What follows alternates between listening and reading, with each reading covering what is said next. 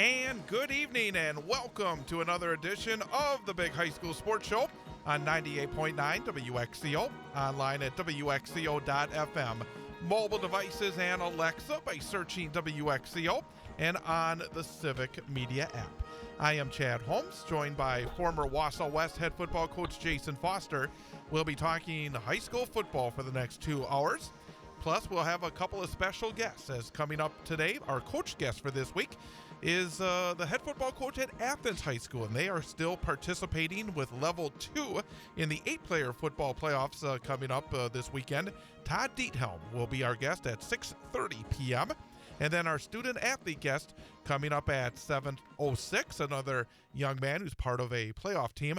It will be from Merrill High School senior Hunter Opper. So he'll be with us at 7:06. So those are our two guests for tonight. And across the way is Jason Foster. Jason, good to see you. Good to be here. Finally feels like fall outside. It certainly does. I was out at practice this afternoon and had the winter coat on, had the big hoodie on, and with a little light rain. So it does feel like high school football playoff time for sure. Coming up later, we'll talk about the games, but also I want to talk about what we learned after the first year of this new system, because there's some things that I see that you can say either positive or negative, but I'm going to be very curious to get your thoughts on it later on in the program as well, because I'm sure you noticed as well, maybe a few teams that would have been in the playoffs previously, not in, and maybe a few teams that would not have been in the playoffs recently in, and I would say some weak teams also getting in. So I'm curious to hear your thoughts as we go a little bit later on in the program. Yeah, definitely interesting, and obviously we'll talk about it, but how the brackets laid out too. Apparently there's a little more in the travel budget this year for the WIAA, so... You're exactly right. So we'll talk about that coming up. Let's talk about the final week of the regular season, week number 9 last week, starting with the Wisconsin Valley Conference, and DC Everest knew they had to win in order to get solo championship in the WVC, and they took care of business against Eau Claire Memorial, winning 43-7. Everest 6-3 overall, 6-0 in the Valley. Memorial 1-8, 1-5 in the conference. We talked to the coach last week, and we got the sense that maybe we were going to see a little bit of a change with the running back, a rest period for Colton Enzenroth, and it was a sophomore, Jediah McCrary, who had 137 yards on 11 carries and a touchdown for DCE. Ty Rohde, 8 of 19, 126 through the air with 2 touchdowns.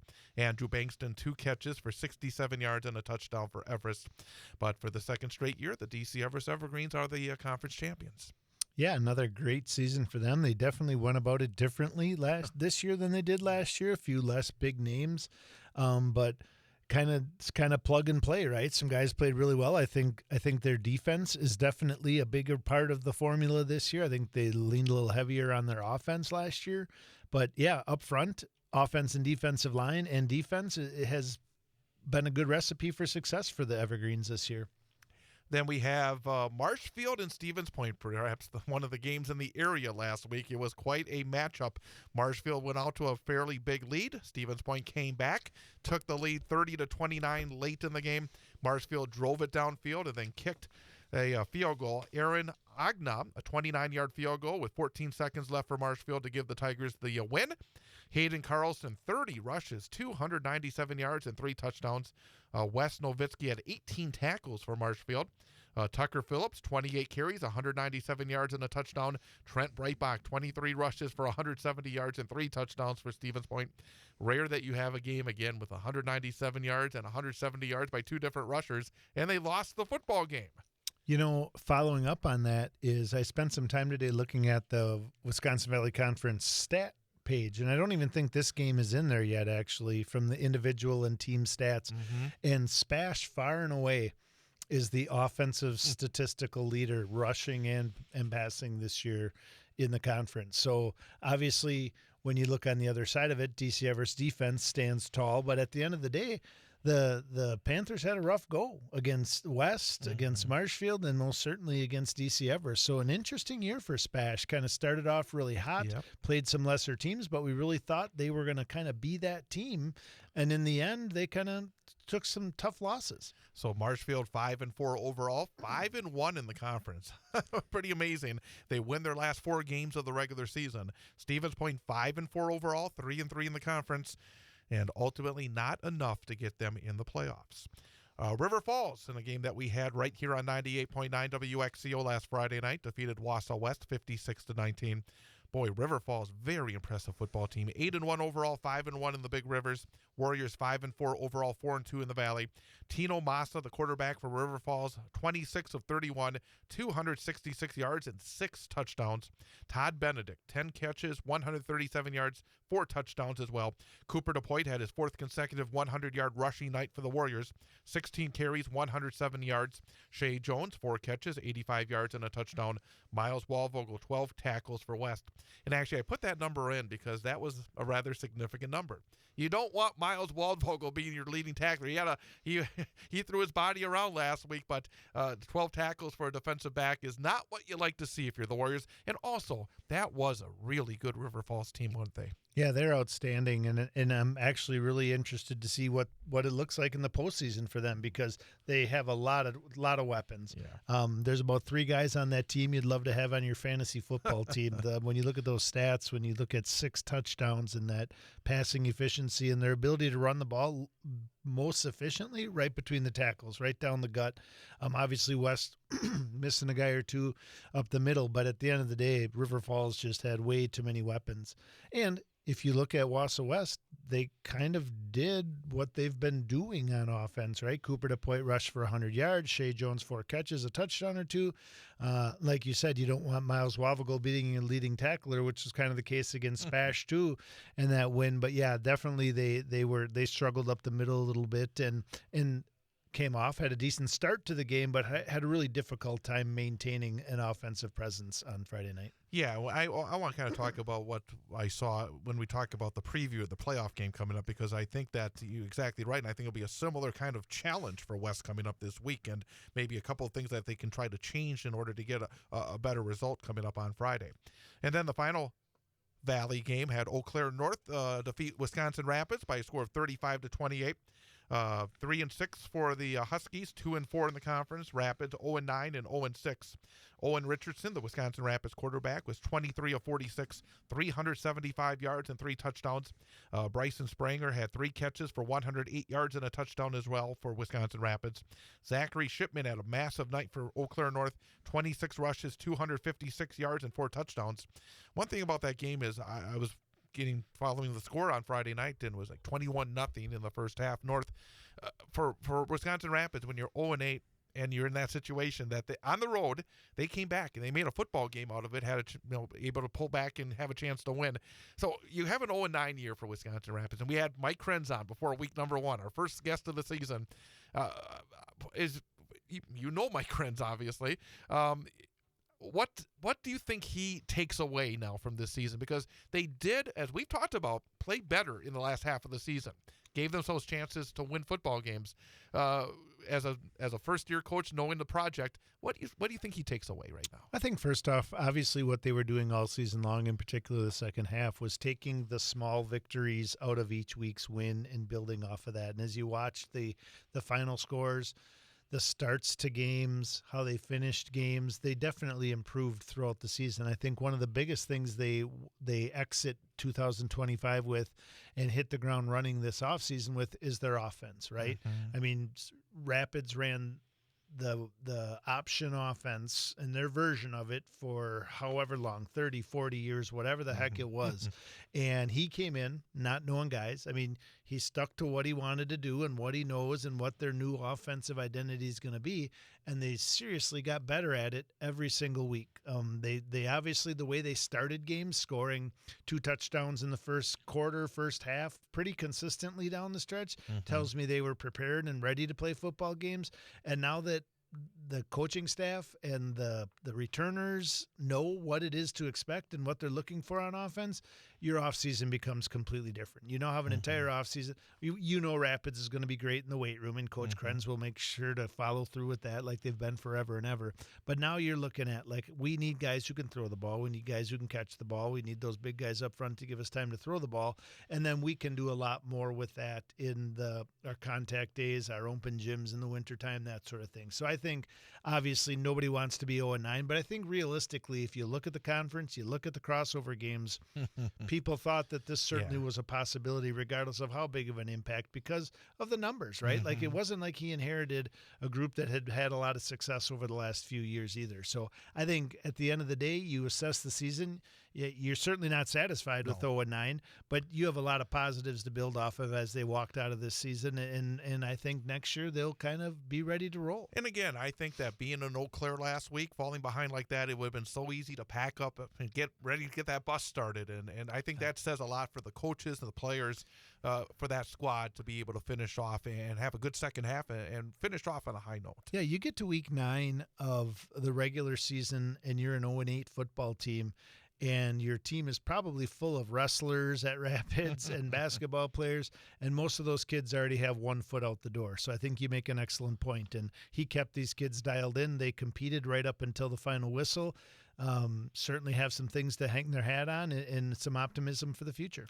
Great Northern Conference. Mosinee, boy, they played well coming down the stretch, and they finished off a co-championship with a 48-14 win at Medford. 7-2 for Mosinee, 6-1 in the conference. Medford 3-6, 3-4 in the league. Treve Stoffel 5 of 6, 114 yards, 3 touchdowns, 9 rushes, 114 yards, 3 touchdowns. That's a nice balance. We get 114 yards passing, 3 touchdowns, 114 rushing, 3 touchdowns. It was 41-0 at halftime. I mean, that was, that's their big rivalry game, and they went over there and they made a long night for the Medford Raiders. They made a long night for the Raiders and probably created a long memory for the Medford Raiders too. That was 41-0 at halftime. That's going to be something the Medford won't forget anytime soon. You mentioned it played really strong down the stretch. Ultimately, they played pretty darn well to start the year too. They had a great win against Stratford to start. I mean, week 2 they lost to a really tough Menasha team who ended up being a great team this year, and really played well. I think staying healthy for them was big. I think one of the challenges that they have in the postseason is it all Treve Stoffel or nothing? Like, are they going to have other weapons? Are they going to have other guys step up? When you get to that level 2, those level 3 games, those teams are able to shut one guy down and shut one of your assets down as far as running or passing the ball. So they definitely have a challenge ahead of them, but you certainly can't take anything away from what they accomplished this year.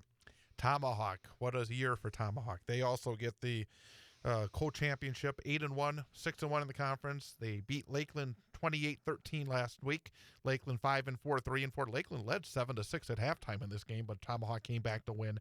Tegan Saracen, 28 rushes, 124 yards, 3 touchdowns. Rex Riley, 10 tackles and interception for Tomahawk.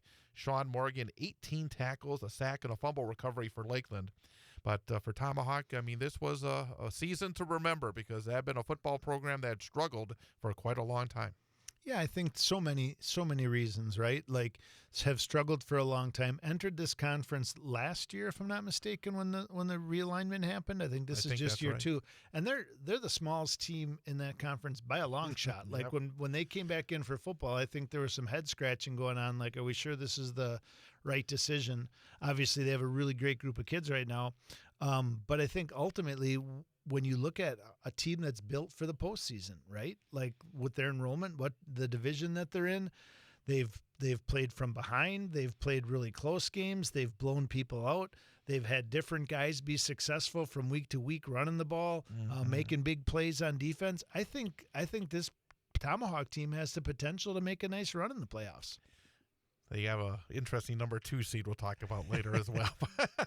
But Wausau East, they win their final 2 games to get into the playoffs. They beat Anago last week, 42-0. East 4-5, 3-4 in the conference. Anago 1-8, 0-7. Ian Stahl 14 rushes, 286 yards and 4 touchdowns. Peyton Nest 15 tackles for East. he's put themselves kind of back against the wall, and they had to win those last 2 games, and they did it, and they're going to be in the playoffs for the 2nd straight year. Yeah, I think a really nice win for their program and Coach Kramer. Great night for Ian Stahl. Great season for Ian Stahl. I mean, I think last year, one of the biggest things for East and their success is they had a lot of big plays. They had a lot of big-time players, those kids who were also really good basketball players for them. So a lot of big, long touchdown passes, that sort of thing. Seemed a little bit to start the year that's kind of how they were going to rely on it again, and had a little bit of success with it. But ultimately, that ended up not being their game. They also made the quarterback change about midway through, but obviously their ability to run the football has worked out really well for them this season. Merrill, good finish for the Blue Jays. 6-3, 5-2 in the conference. They defeat Rhinelander last week, 27-13. Rhinelander 3-6 overall, 2-5 in the conference. Cole Rudai, 5 of 9, 80 yards, a touchdown, 12 rushes, 105 yards in the score. Hunter Opper, who will be our student athlete guest later in the show, 9 tackles and 4 sacks for Merrill. Cyrus Leisure, 101 yards rushing, a couple touchdowns, 5 catches, 61 yards as well for Rhinelander. But for Merrill, I mean, this was a really solid season for the Merrill Blue Jays, winners, I think, of 5 of their last 6, and they earned a home game in the playoffs as well. Yeah, I think a really nice step forward for them this year, right? Last year they were kind of up and down, but finished the season strong, had a nice level 1 win, made it to level 2. And so you always wonder what's the offseason like? What is next season going to look like? And I think when you look at talking to coach and goals and things you want to improve on from year to year, I think you could confidently say that Merrill has taken a nice step forward as a team and program this season. CWC Large, and again, remember when we were having doubts about Stratford early in the season? Well, they really finished off their season with some big wins, including 50-0 over Loyal Greenwood last Friday. Stratford wins 7 straight to wrap up the regular season, 7-0 conference champions, 7-2 overall. Loyal Greenwood started 4-0. They lose their final 5 games. They are 4-5 overall, 2-5 in the conference. An offense that struggled early throwing the football for Stratford also got hot near the end of the season. Brady Berg, 12 of 14, 232 yards and 6 touchdowns. Xander Whistlin had 5 catches, 98 yards and 2 scores for Stratford. But talk about 2 ships that were going in different directions early in the season towards and finished in very different spots at the end of the year. Yeah, I mean, I think you give a lot of credit to Stratford, new coach. Probably took some time for these kids to buy in, do some things different. A lot of roles changed this year, right? They had a lot of kids who played a lot of football the last 3 years on those 3 consecutive state championships who graduated last year. So there's definitely a transition period, both from a player and coach standpoint, but they certainly seem to have righted the ship and are heading at the right direction and playing their best football at the right time of the year. Amherst, a good win at Wittenberg-Burnhamwood last week. They bounced back from that loss to Stratford 2 weeks ago, and Amherst put up a 56 spot on the Chargers, 56-28. So Amherst 8-1 overall, 6-1 in the conference. Whitburn 4-5, 3-4 in the league. Aiden Nairdahl, big night, 13 rushes, 243 yards and 5 touchdowns. Michael Gladowski, multifaceted quarterback, did another nice job with 8 of 12 passing, 150 yards and 2 scores for the Falcons. Caden Yeager had a nice night for Wittenberg, 141 yards rushing, 151 through the air. But I was, I guess, a little surprised because Wittenberg had played really tough football against Stratford at home, and they took them to overtime. I think that's a really significant win for Amherst because they kind of, I thought, struggled a little bit, even in their wins later in the season, and that loss to Stratford. But, boy, they went to Wittenberg and really were impressive last week. Yeah, Amherst was so good at the beginning of the season, and at a time when Stratford wasn't playing very good football, and it seemed like Amherst was really trending in that direction, and I think you hit it on the head. They struggled a little bit. I mean, the record doesn't show it other than the Stratford loss, but they weren't dominating like they kind of were early in the season. So I think this is a good win for them, and I think it kind of speaks a little bit to where Wittenberg was all year this year. They kind of were up and down and lost some games early that were kind of head scratchers. We knew they also had some injuries, but then they seemed to be playing much better football in the middle and then kind of stumbled down the stretch. So very, very inconsistent year, and certainly one where their coaching staff and probably team is looking back at that schedule and wondering where some of those wins went. 2 overtime losses in a 9-game schedule can really skew things. Absolutely. I think so. Spencer Columbus wins in Marathon, 14-6. Spencer Columbus, again, a team that's been following a bit this season, just because I saw them kind of building early on with some pretty good performances against tough competition. And then when they got rid of the Stratfords and the Amhersts of the world, they started winning football games. They are 5-4, 4-3 in the league. Marathon 4-5, 3-4, still heading to the playoffs. Marathon actually had a pretty dominant edge in yardage, nearly a 2-1 edge, 243 to 122. But that's not the numbers that count. Truthers was 14 of 26, 130 yards and a touchdown, 109 yards rushing as well, 8 tackles as well. Had a big night. But I think both these teams, as they go to the playoffs, have to feel like they accomplished something significant during the regular season. Yeah, definitely. I think Spencer Columbus is probably one of those candidates for most improved in that league this year. I think part of those early games you talk about playing those good teams, part of it is surviving them, right? Mm-hmm. I mean, you don't want to get humiliated, but you kind of keep your depth and stay away from some of those injuries, and I think they avoided that. And Marathon, obviously, probably a disappointing loss for them. This is probably one they thought they were in a really good position to go into the playoffs on a high note.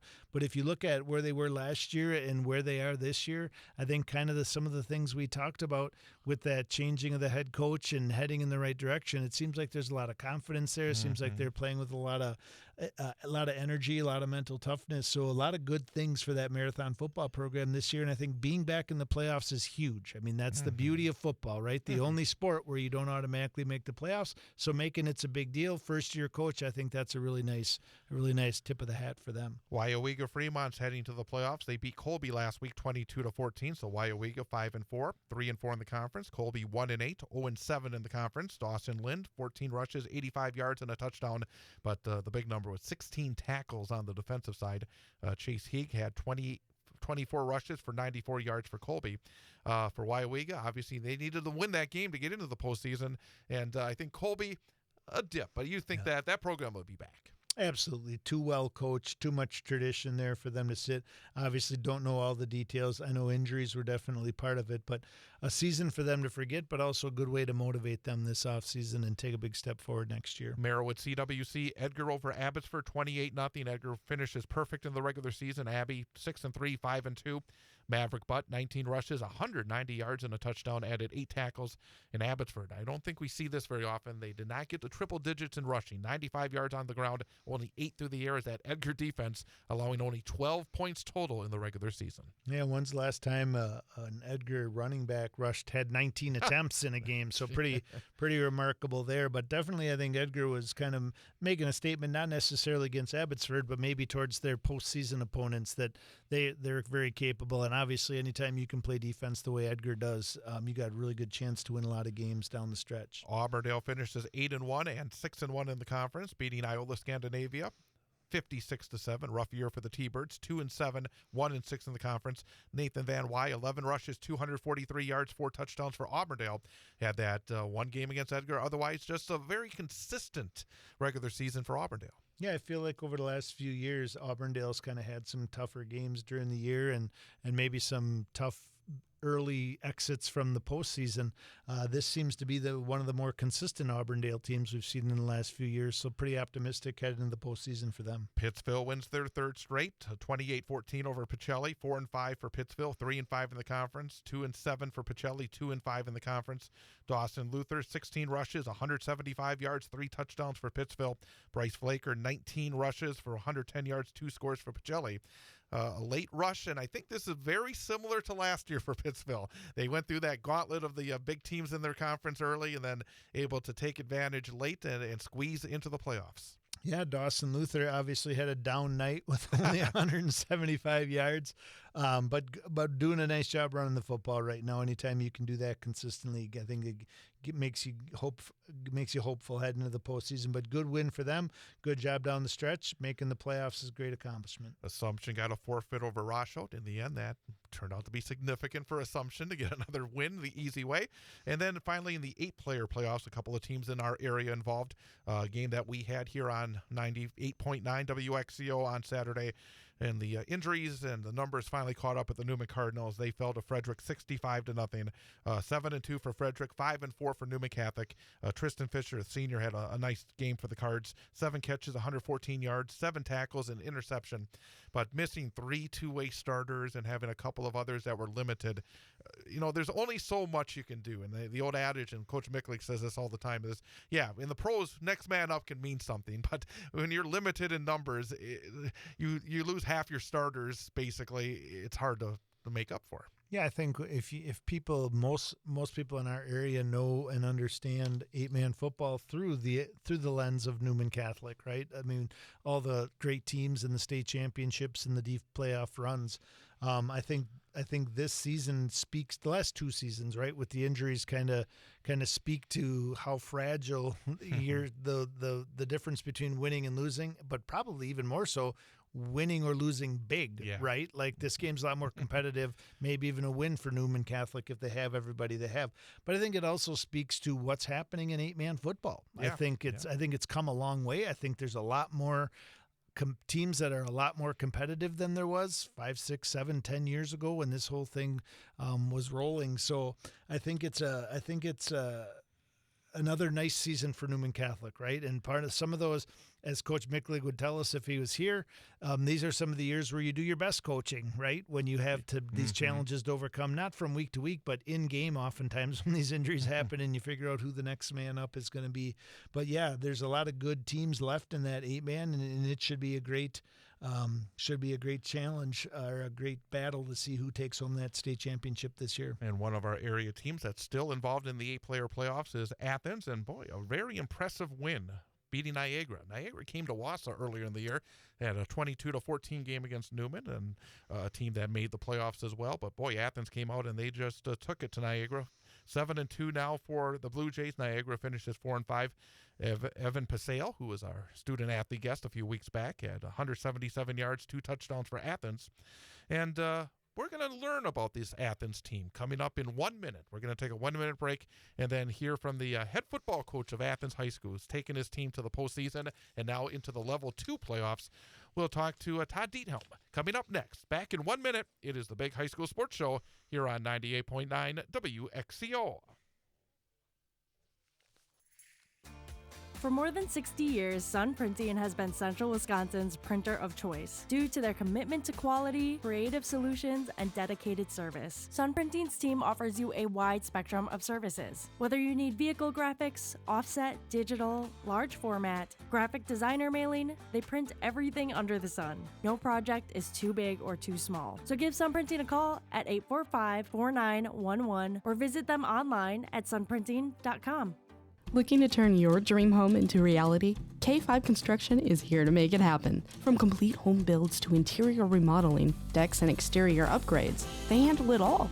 At K5, they focus on quality, excellence, and you. From design to final construction, they're with you every step of the way, on time and on budget. Whether it's your first home or your forever home, they're building your future. Build with confidence. Build with K5 Construction. Visit buildwithk5.com.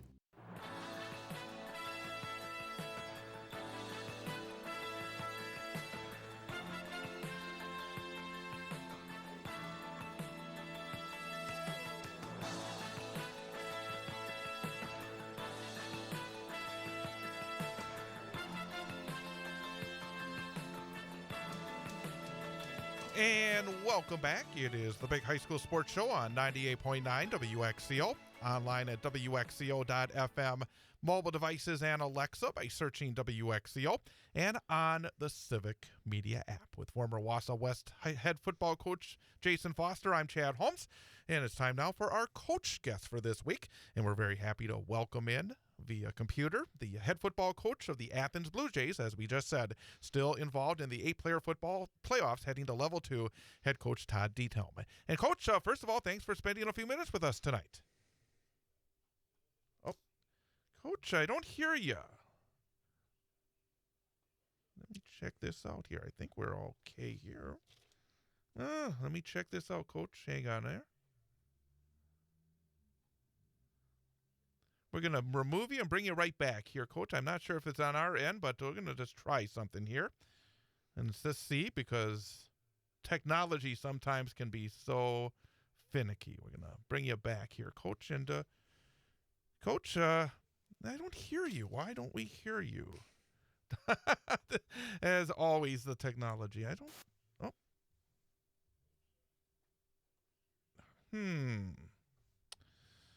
Yeah, I don't see it. Are you sure that I don't see you? You're not muted, so it's Hey, Coach, I gave you the phone number. Could you give me a call on the phone, and we'll take you that way? That'd be terrific. All right, we're gonna have the coach call us up here, and I'm going to wait for the phone to ring because doggone radio audio is all we need. I mean, we'd love to have the opportunity to talk with the video stream as well because of the opportunity. But as you said, Coach Foster, I mean, we're seeing so many. Oh, here we go. We're gonna bring the coach right on up. Hey, Coach, thanks for calling us up. Absolutely. Thanks for having me. No problem at all. Number one, congratulations on what's been a terrific season for your team, because last year did not win many games. It was probably a frustrating year. What's been the difference between last year and this year? Because boy, it's been quite a turnaround over at Athens. Yeah, I got to give a lot of credit to the players for showing up and coming in. You know, the off season, what makes the difference, and they really bought into that this year. And we got not a large group of seniors, but a good group of seniors that kind of took the bull by the horns and rallied the troops and came in and put in a lot of extra time. Coach, first off, congratulations on a great season thus far. We love talking a lot about 8-man football here on the show, and we spend a lot of time talking about Newman Catholic, and Coach Micklig's been on several times. Can you give us your perspective on what makes 8-man football such a strong and positive game and keep growing? And what is the difference between 11-man football and 8-man football? I guess 8-man football, you know, when we first changed over, it wasn't something we wanted to do. It was out of necessity of our numbers. And it was, you know, a learning curve. And I will give Coach Paul Micklig a lot of credit. He kind of walked me through some things, and we learned some things through that. But it still gives our small school a chance to play football. And once you get on the field, it's still football. You know, you still got to scheme, and you still got to watch film, and you still got to prepare. And it really, you know, and our whole school has really rallied around the 8-player game, and it's been a lot of fun. And as you can see this year, you know, the kids bought in, and we got more numbers. We got a group of 10 freshmen that came out this year, and a couple of them actually contributed a little bit. And the game really has taken off, and you can tell by how much it moved south from, you know, it all used to be northwest, and now, you know, it's all the way down, going down to Assumption next year. So it's really growing. I want to talk a little bit about that numbers aspect in a moment, but I first want to ask you about the game last Saturday. It was a 5 versus a 4 game. You know, you look at the brackets, you think 5 versus 4, tight matchup. Niagara, a team that, as I said, I had a chance to see the film of their game against Newman earlier this year. They played a 1-score game over at Wausau, and your team was able to win 46-0 and just really make a little bit of a statement on Saturday. What worked for your team in that game on Saturday? You know, we preach all year, we're not big. I mean, our biggest kid's 210 pounds on our team, and we preach about being physical. You don't have to be the biggest guy to be the most physical guy, and they learn that through the summer workouts, and they learn that the first, you know, we call Hell Week of practice, and they really came out and we took it to them. You know, you kick them in the mouth right away and stay physical. And that's what we did. And, I mean, we scored on the third play of the game, and then we got the ball back, and on the very next play we scored again. And, you know, that really motivates us. And I have to give a shout-out to our crowd. We had over 400 people in the stands for a small community, and that was amazing. So that really lifted us through that game as well.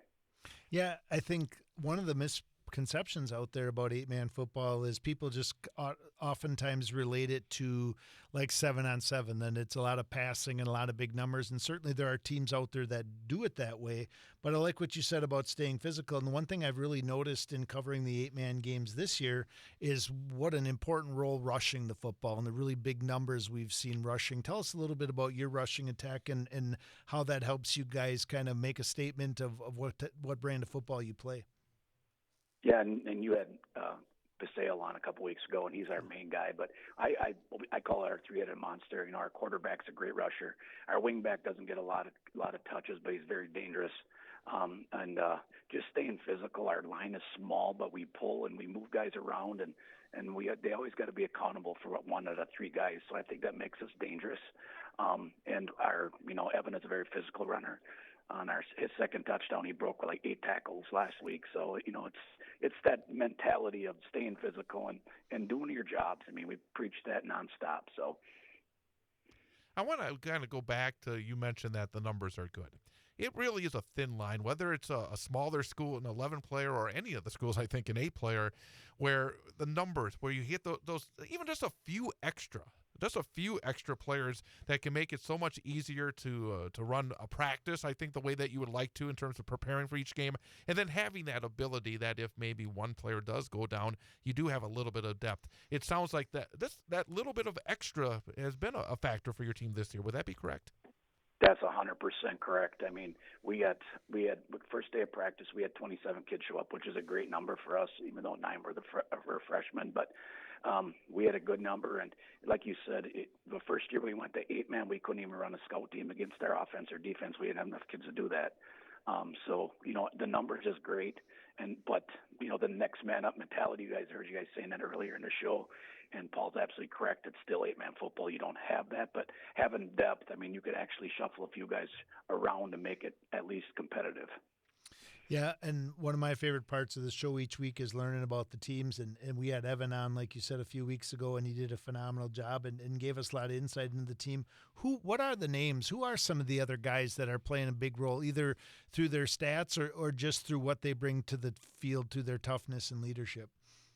No, our assistant coach calls our linemen the dogs, so I'm going to give a shout to them. Jeffrey Draper, Evan, Cole Hartman, and Jordan Frame, and then our ends. They're long and lanky, and they do a nice job blocking. Plus, they catch the ball very well, and that's Brock Beatty and Shaylin Blake. And then our wing is Todd Diethelm, and that's my nephew, so I got to give a shout to him. My brother.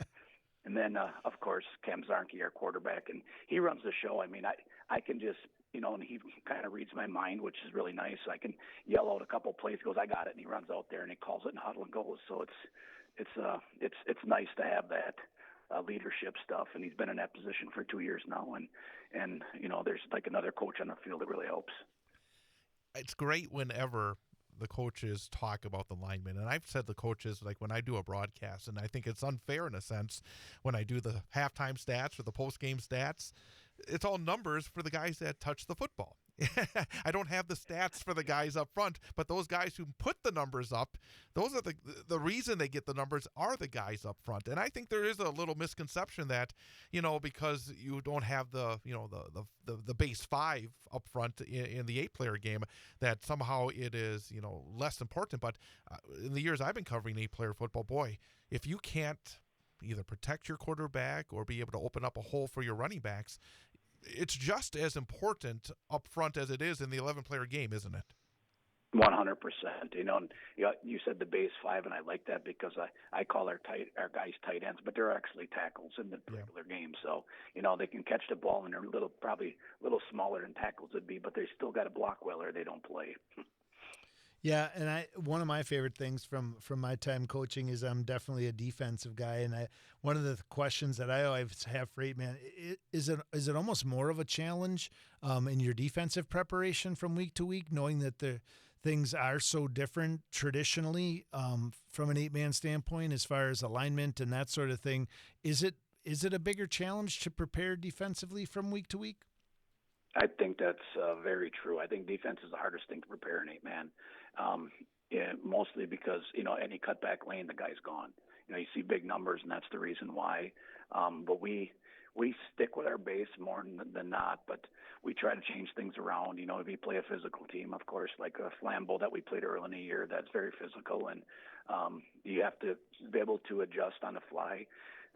We got 1 or 2 bigger bodies that we can throw out there, but yeah, defense is definitely hardest to adjust to going to 8-man football. In a week 1 in the playoffs, pitching a shutout, who stood out last week on defense for you? Well, Evan Paseo, I think he led our team in tackles, but our D-backs did a nice job. They ended up, when we scouted them, they didn't throw a lot, but because they couldn't run real well against us, but they started throwing the ball well, and our D-backs really stood out. We had an interception. We had a D-back knock a ball out of the running back, and we recovered it. And so our secondary, our back, would say 7, but now it's our back 5 or 4 that did a nice job. Let's look ahead to this week's game, because you face now a number 1 seed, an undefeated team, Lena St. Thomas Aquinas. And you mentioned that earlier in the year you faced Flambeau, who's a team that's been either at or number 1 among the teams in 8-player football in the state of Wisconsin so far this year. You faced a Phillips team that is a very good football program. They've had some real successful seasons. Their average enrollment has been above the limit, so they're not involved in the playoffs the last couple of years. Those 2 games, and of course you had the other games that you've all won, but those 2 games where you had the Flambeau game that you lost early in the season, and then just a couple of weeks ago you had the Phillips game that looks like it must have been a lot of fun, at least for some folks, maybe not the defensive coaches, in a 52-40 game. But what do you take away from those games earlier that will help you this week? Yeah, the physical play. I mean, the Flambeau and Phillips are physical. They run it right down your throat, and they just keep on going. And I think that'll prepare us well. I mean, as we scouted Lena St. Thomas here, that's what they do. They're big. They're big up front, and we're scheming up things that we can do to stop that. And I think our conference is one of the toughest in 8, man. Like you said, with Flambeau and Phillips, and I think they'll prepare us. And we got banged up, and Flambeau halftime score was 14-8. We were down, and then we had 2. Pasela and Diethelm both got hurt, like in the first series of the second half, and then they took it to us after that. So I think them 2 games really prepared us for what's to come. Do you know much other than once they became your draw for this week? Do you know much about Lena St. Thomas overall, or historically what type of team they've been? I really didn't.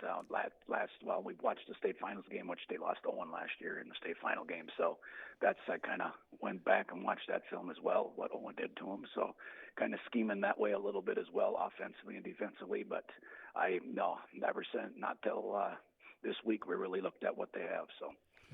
Let me ask you about preparation in that respect, because I've often talked to coaches when you get to the playoffs, whether or not you want to face a team that you've seen before or played before or more familiar with, or do you want to go into a situation where maybe you don't know as much about them, you have not had the opportunity to play, a head-to-head matchup, but sometimes coaches love the fact that the other team is in the same boat, that the preparation, maybe for lack thereof in terms of previous tendencies and previous being on the field at the same time, can be an advantage. How do you look at it? Do you prefer to face a team that may be like Lena St. Thomas Aquinas, that you have not had the same kind of opportunity to see in person, or do you look at it, hey, this could be an advantage for us because they're not as familiar with our team? I think it goes both ways, right? I think they're not familiar with us, and we're not familiar with them. But I think their style of play, watching them, reminds me a lot of the Flambeaus and Phillipses. And I think we can throw a couple different things that they haven't seen yet offensively. We got a couple tricks up our sleeves that we're going to pull and see what happens. And we know we're in for a dogfight. There's no doubt about it. And we got to be ready. So I guess not knowing what they got and they not know it, maybe advantage the underdog a little bit. I don't know. I'm going to play the underdog cards. Love it. I think also too, how you kind of hit on it a little bit. What I was going to ask next question is not being in the playoffs last year and now making it to level 2, right? So daylight starts to change. Football's a long season that starts at the beginning of August. What do you do in these weeks or when you get to this part of the season to keep the kids engaged? Obviously, it's exciting. They're in the playoffs. You shouldn't have to do very much, but you mentioned trick plays. What other types of things do you guys do to change up your routine or to kind of keep the kids dialed in this time of year? Yeah, just stay sharp. I told them this week, I said, we're going to go out for 1 hour. We're going to have a sharp practice and get out of there. It doesn't pay to bang each other up anymore. I mean, like you said, it's a long year, and we had enough injuries. Now we're finally healthy. We don't want to get hurt in practice. I said 1 hour, we're going to be crisp. We're going to do what we need to do and get out of there. And they're all excited about it. So our practice has been really good this week. And something we like to ask our head coach guests, beyond what's happening right now in this season on the varsity squad, and I think you touched on it, that the trends have been good in terms of numbers for football at Athens. As you look even further down into maybe the middle school areas or the younger kids, do you sense that this is something that is going to be sustainable, that the program is in a good spot for not just now having a fantastic season, but also for the future? I absolutely do. I mean, our numbers, we do 6 through 8. We had 39 kids in 6 through 8 out for football this year. We get a nice freshman class coming in next year again. Our numbers I'm going to say we'll level off in the, low 30s. I'm going to guess somewhere in there. And I know the 11-man keeps getting questioned back at me, but I get kind of look more than 3 years down the road. I'm going to have to look like 7 to 8 years down the road and see what our numbers are going to be like then too. So. And along that line, and I think you're not the only one that often gets asked about, being back in 11-man at some point in the future, or we're in 8-man. But as you said, we got Assumption coming back. You look at so many of these schools that were either former Merrillwood Conference or Cloverwood Conference schools, they've all sort of gravitated to the 8-man, where it has a feeling of kind of like it was in the past, doesn't it? Absolutely. I mean, we're going back to our old conference next year. We're switching over. We're back with Owen and Newman's joining us, so it's going to be the old Cloverwood pretty much back together again in the 8-man side of football. So it's pretty exciting, and it's nice to go back and play those teams again, and we don't have to drive to Hurley anymore. Long drive. But it's exciting. But every 2 years, who knows? Teams are going to go back and forth. So in 2 years, it could be different again. But it is what it is, and all I do is want my kids a chance to play football. That's all I care about. Yeah, another thing, Coach, talking about the kids, and I always like to ask coaches this, with the school year size, and you talk about where your numbers are good, how important is it that you work with the other coaches for the other sports and have athletes who are playing multiple sports, 2 or 3 different ones, to kind of help each other build your programs and build that enthusiasm? Is that something that works well at Athens? Yeah, it really does. We support each other very well here. We need everybody to do. We tell all our athletes and kids, we want you to play 2 sports. If you can do 2 sports, we're going to be fine in every sport. But when you get 60 boys in the school, and you need at least 30 to do something, and they get pulled in a lot of different directions. Yep. Also. But we support each other the best we can, and we'll have good numbers for our middle school is trending upward in numbers also. So I think it's coming back. But each coach gets on that bandwagon of you're going to be better if you do this sport for our sport or whatever. Even if you love basketball, football's going to make you better for basketball, and that's kind of what we preach to our kids. I guess my final question will be about this Friday's game. Go back to that, because it's so much. Every week that you win and you get another chance to be with your guys and have a chance to go a little deeper into a postseason run. What is your team going to have to do this Friday? What, as you've been thinking back, as you've looked at the films of your opponent, as you've been stewing over this since you won your game on Saturday, what are going to be the keys for your squad to be able to go over to a very tough football team? As you said, made it to the state championship game in Rapids last year. What will it take for you and your guys to get back on that bus late Friday night with a W? Going to be the physical side of it. We can't back down. We can't walk out there with big eyes, because they're going to be bigger than us, but everybody was this year. So you just got to go out there and play the game. I mean, have fun. That's my talk for a game. If you're not having fun, you're in the wrong sport. So go out there and play. And I told my seniors, you got to play like it's your last game, because it could be, and get out there and do it. So, I think we'll be okay. I hope we're going to be okay. This is different territory for a lot of these kids, so we'll see what happens. Anything else, Jason, before we let Coach go? No, just congratulations on a great season, and good luck Friday night. Can't wait to see how you guys do. Thank you, guys. It's an honor to be on with you guys, so thank you very much. Absolutely. Coach Todd Diethelm of the Athens Blue Jays. They were in set for that big game against top-seeded Lena St. Thomas Aquinas coming up on Friday night. We're going to take a timeout and come back with more. It's the Big High School Sports Show on 98.9 WXCO. What's your idea of fall fun? Maybe it's hitting the trails on a new ATV. Then it's time to call CCU. That's Clover Belt Credit Union. Or if you're thinking of a UTV for hauling wood or hunting, or maybe just because it would make the tasks around your property so much easier, it's time to call CCU. ATVs, UTVs, utility tractors, and their attachments for care of your property. Whether you need it for fun or to get the job done, Clover Belt Credit Union is here to help with the great rate financing you want. What are you waiting for? life's too short and winter's too long. Thinking about a motorhome or maybe a snowplow for your ATV or utility tractor? Call CCU for great rate financing. And if you're thinking motorcycle, Clover Belt Credit Union has the financing you need for the bike you want. Call or apply online at ccuwausau.com. Check it out. For vehicle loans, for mortgages, for financing fall fun, call Clover Belt Credit Union. That's CCU. Local lenders lending local money, keeping our community strong.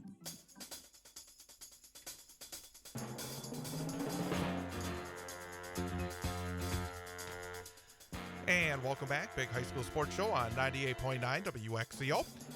I'm Chad Holmes along with Jason Foster. We got just a few more minutes before our top of the hour news update, and then we'll have our student athlete guest, Hunter Opper from the Merrill Blue Jays, coming up at 7:06. But I thought we'd start a little bit here, Coach. We had the brackets come out on Saturday morning for 11-player football, and one thing that I noticed is that a team like Stevens Point did not get the playoffs. 5-4 overall, 3-3 in the conference, 3-4 if you count that crossover game. But this year we saw some teams that were 2-5 in the conference in the lower divisions, and it just looks to me a little bit, and I'm going to throw it out there, that maybe Division I got a little shortchanged some of these schools that were lodged into the D1 bracket, because this year we started off with every bracket already knowing where you're going to be. We're seeing some teams that would not have otherwise made the playoffs because they needed to fill in some of the lower divisions. I'm not sure that's a good thing. Yeah, I would agree with that. And I would say the other thing is, as I watched it the last 4 or 5 weeks, when you started looking more at those rankings from week to week and how it came out, very interesting how it works. Looking forward to learning more about it. But right off the bat, you could tell that there were going to be teams in Division I with significantly better records than the teams in those lower divisions who are going to be seeded a lot lower. Like, I mean, there's a lot of sub 500 overall in conference teams who are 5, 6, and 7 seeds in these other brackets, and these 5-4, 6, and 3 teams are 6, 7, and 8 seeds in Division I, and some don't even make the playoffs. So, yeah, I think that's probably the next step, right? This is new. It's going to be easy to pick it apart, and we'll certainly work on doing that a little bit. But I think so. I think those are part of the things, and that's when I think about it. Obviously, I think we're on the same page. You definitely noticed it right away. As you give it a little thought, I'm not 100% sure what the solution to it is right off the bat either, because if you don't predetermine what those brackets are going to be, and it's really based on enrollment, right? Mm-hmm. And I think the other thing that's going to kind of make Division I even tougher is it's the one division where you don't kick out your champion or your competitive balance score people from the year before. You actually get good teams moved up. That's what I mean. You don't lose your best teams. You get more good teams and you there. Get the best D2. Yeah. And we've watched from year to year to year that the teams who win Division II state championships, oftentimes we have conversations about how I wonder if they could have won the Division I state championship. So I think every time that happens from a competitive balance standpoint, that's kicking somebody else who was in D1 out of the playoffs likely. And I still think there should be somehow a human element involved in it. I understand the idea of wanting to go strictly with the computers, but there's still some areas where, I mean, frankly, I think if it was a human element, you don't see Tomahawk number 1 and Stratford number 2 in that bracket. Yeah, I would agree with that. Didn't we do that with Stratford and Auburndale a couple years ago too? You just look at the conferences. Same... I mean, Stratford in the CWC large is just a much tougher conference than the GNC. And the GNC, they battle each other. In the end, it actually worked out for them because 6 of the 7 teams got in the playoffs. Right. And not only did they battle each other and they all make it in, how many of those teams were 500 or over? So in that formula or whatever they call it, wins against teams with winning records carries more weight. So I definitely think that there's going to be some teams in that bracket who are going to probably like what they see when they come up against some of those GNC schools. We'll talk more about the playoff brackets a little bit later in the program, but coming up after our top of the hour news, we'll have our student athlete guest for this week, a young man who had a pretty big game on Friday in the Merrill win over Rhinelander, 4 sacks. Hunter Opper. He'll be our student athlete guest coming up at 7:06 after the news. With Jason Foster, I'm Chad Holmes. It is the Big High School Sports Show on 98.9 WXCO.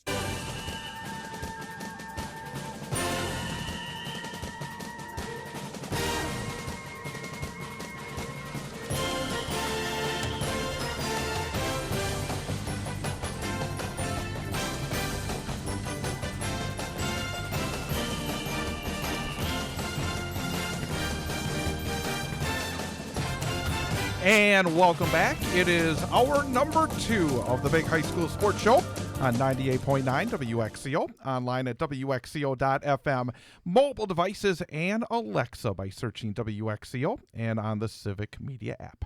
I am Chad Holmes, joined by former Wausau West head football coach Jason Foster.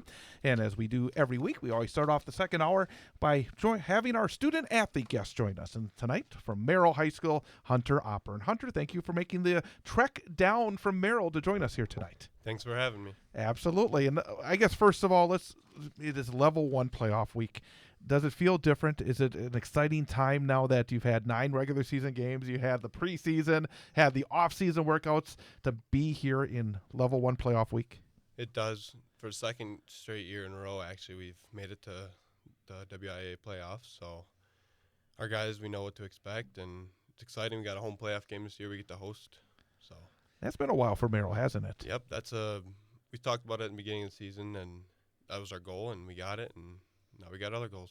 Yeah, and that's kind of where my question was. We had Coach on twice last year.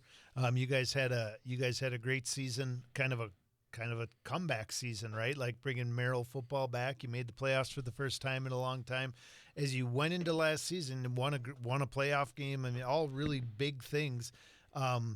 What were your goals as you exited last season and came into this past offseason, coming into the rest of the last school year and this summer? What were the things you guys wanted to work on and get better at? Obviously, we wanted to have a winning record, and we wanted to make the playoffs again, and a lot of off-season training and guys getting in the weight room and really coming together we're making it happen. Last year there was some success. As you said, you made the playoffs last season. You had a really good battle. I don't think many people thought that when you went to Onalaska last year, you're going to have a chance to win that football game, and you could have very easily won that football game. How much did having that little bit of success add to the entire spirit of the program? Because I imagine it's a lot easier to get people into the weight room, work in the off season, come out for football when you have a little bit of success, and it's probably much easier to walk around the halls at Merrill during the school days as well. Yeah, we made it last year. We're 7 seed playing the 2 seed, and obviously that's a big difference. And we went up there with full intentions of we're going to win a playoff game, and 13-7 fell short, but we battled, and now taking that into this year, I mean, we know what to expect. We don't want to lose again. Us seniors, I mean, if we lose, we're done. We're in it. You talk about being seniors. You'd mentioned that earlier. Your big game. We'll talk a lot more about that in a little bit. But coming on senior night last Friday night, tell me about the role that the senior leadership has played on both in the off season and what you've been able to accomplish this year. Yeah, we have multiple leaders. I mean, not even all of them are seniors, but Noah Klug, he stepped up. He's Keelan. I mean, myself, Mason, all the seniors. A lot of them were in the weight room this summer and getting work in, doing extra practices, going to 7-on-7s. I mean, all of it's paying off now. What does leadership mean within your group in terms of how do you show it with your guys? I mean, maybe an example, because there's so many different ways you can lead, and there's different ways that for different types of personalities that you can lead. Well, maybe how would you describe yourself as a leader? What are you able to do? A lot of it is the little things people don't look at. Is maybe you're having a hard practice and you're going and you knock one of the younger kids over, help them up, pick them up. They're in there trying to make you better. You're in there trying to make them better. And, I mean, that's what we focused on as a team is the Merrill Blue Jays. We stick together. We got each other's backs. And plays such a big role getting better from last year to this year, and for those guys to improve on wherever you guys end up this year heading into next season. We talked a little bit about the playoffs off the air and matchups and different things. Tell me about the conference season, because this year in the Great Northern was very different than the past, right? The top of the leaderboard certainly looked a little different than it had. So tell me a little bit about the conference season and what was kind of surprising and how things went. I mean, first we started off with Mosinee, and Mosanee's always been a tough team, and we lost by 7. We were expecting to win, but we did a lot better than we thought, and then we go on a 4-game win streak, and then we got Tomahawk, which is we're thinking is this is a conference title game. Like, we win, we're still in the running for conference, and if we lose, and we ended up losing, tough game, but we bounced back, came back, and won against Rylander. Could you talk a little bit about those teams, Mosinee and Tomahawk? What made them successful this season as an opponent of those teams? You said it. You went to Mosinee early in the season. In the past, that's always been a very difficult matchup for the Merrill Blue Jays. It's been a very tough trip home after that, but you said it was a 21-14 game. What jumped out about Mosinee in that game, and maybe what was the difference for your team that maybe as you go into the playoffs you have to be better at? I mean, we actually scored first that game, and we were rolling, and came down to the last 2 minutes. We had the ball possession and just couldn't make that 2-minute drill happen, and we practice 2-minute drill every day before game day now, and it's been paying off more. We finish. And what about Tomahawk? They were the surprise this season. I mean, it came out of nowhere. It looks like they built some momentum from their hockey state championship. What was it about Tomahawk, and what was it like up there? Could you sense that that community was very excited about what Tomahawk football has been able to do? Yeah, we coming into this year, we obviously they were on our radar. We were watching them. Everybody's looking, and we knew they were going to be tough.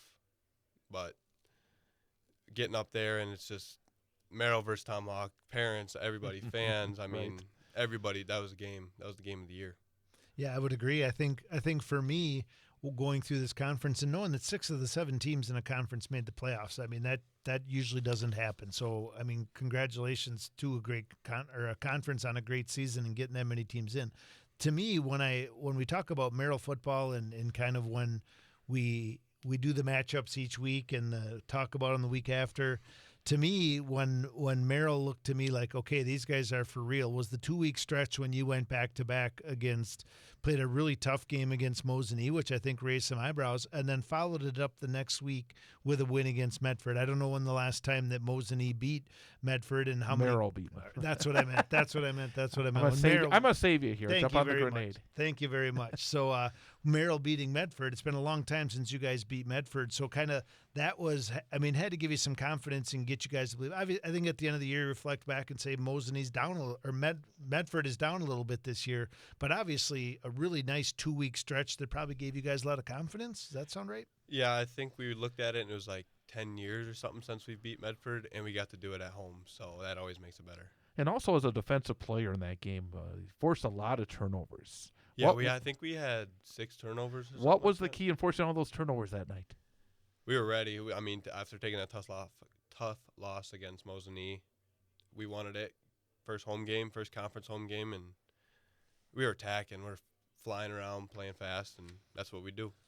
I love it. I'm a defensive guy, and I love when Chad picks guests based on defensive performances. You had an outstanding week last week, 9 tackles, 4 sacks. I mean, for a lot of guys, that's a season. That's a heck of a night, heck of a senior night. Tell me a little bit more about your defense. What is the style? What is your style of play? What is the style of play of your overall defense? And who are the other key members of your defense? I kind of play like I'm I would say a faster D lineman, only reaching about 200 pounds, but I can also take on run plays. I mean, everybody plays fast. We got Mason Block and Jay Steinugel, 2 big guys up on the inside, and our other D end, actually, he's a junior, stepped up to play D end this year, and he's doing phenomenal. I mean, safety, Keelan, we can kind of move him around wherever we need him. He's our playmaker all over, so we got a lot of good guys coming together. Who is your favorite rival? You've talked about a lot of different teams. You have Mosinee and Medford, and Wausau East is there, and Tomahawk. I mean, Rhinelander, you said it's always a big game. Who is the team that you look most forward to playing?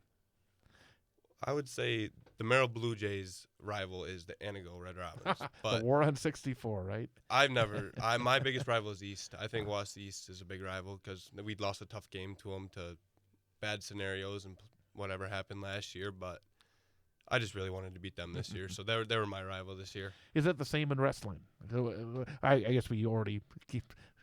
We usually ask you what other sports, but you mentioned to us earlier. In wrestling, is it the same, or because it's kind of different? You have the team aspect, but you also have those individual battles as well.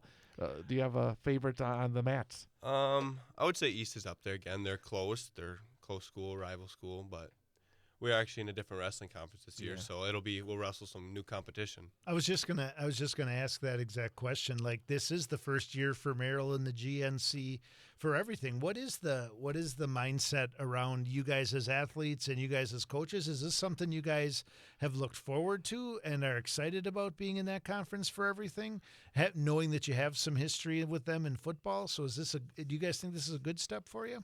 I think it's a good step. Yeah, we've always played tough competition, and we're still playing tough competition, but we're also tough too. So, Again, we're talking to Hunter Opper from Merrill High School, our student-athlete guest this week on the Big High School Sports Show. Let's step away from sports for just a few moments. In school, what's your favorite class? Probably graphics classes. I'm in a lot of graphics classes this year. Who's your teacher, or who's your favorite teacher there? Probably my sports graphics teacher or graphics teacher, which is Mr. Wagner or Mr. Krieger. Mr. Krieger, awesome.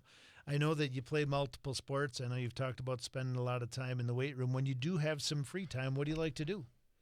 I like to hunt, fish, hang time with my dad, set tree stands. Trap, hang out with friends, go to the gym. What kind of hunting? Are you a bow guy? You a gun guy? Both actually.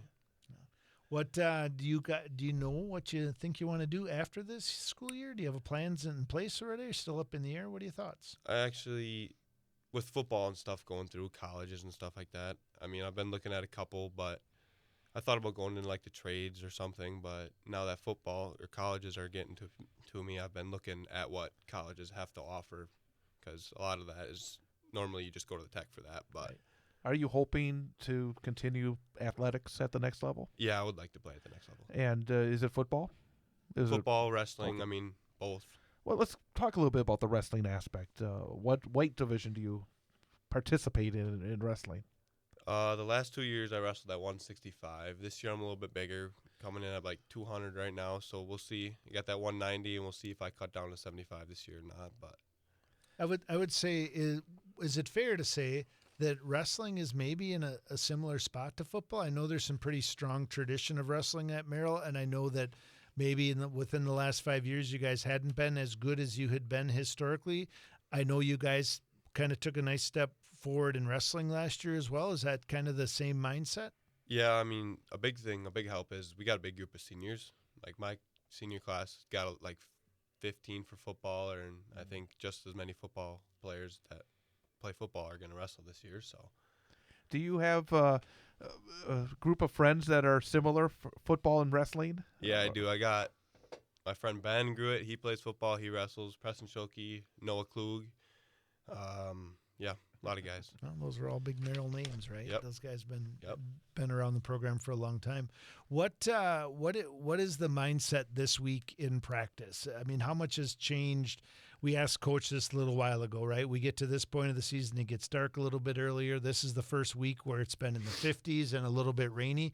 How have things looked different this week in practice as you prepare for a playoff game? A big thing in practice is our leaders, again, stepping in. Everybody knows it's cold, and there's nothing we can do about it. Coaches are pushing us. Our guys know they got to get it done. Get that practice done, get to go home.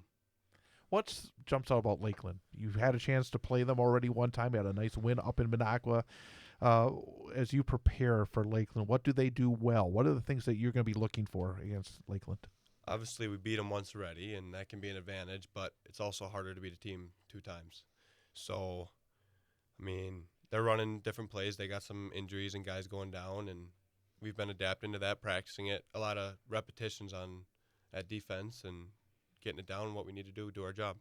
Real quickly, the mental aspect was when people like us get on the radio. Oh yeah, Lakeland's got injuries. It's like, how how do you guys try to keep the noise out and to say, hey, that was a Lakeland team that was actually leading Tomahawk at halftime last week? Sometimes you see her, oh, yeah, there's a couple of big guys out.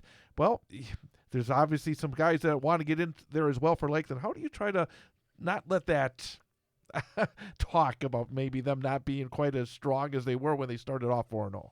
Well, for the most part, it's conference play. Anything can happen. And at the beginning of the year, actually, Lakeland beat Mosinee, and that's a huge win. So we know how dangerous they can be. We cannot not overlook them.